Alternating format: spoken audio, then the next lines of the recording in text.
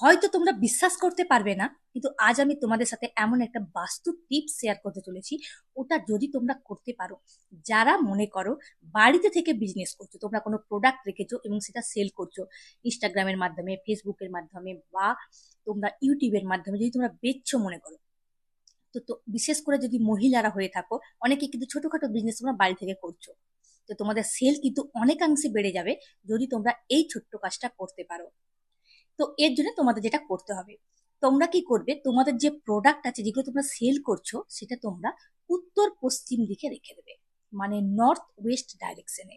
এই কাজটা তোমরা করে দেখো, অনেকাংশে কিন্তু তোমাদের প্রোডাক্ট সেল যে হচ্ছে সেটা বুস্ট হয়ে যায়, মানে অনেক পরিমাণে তোমরা প্রোডাক্ট তোমাদের সেল করতে পারবে।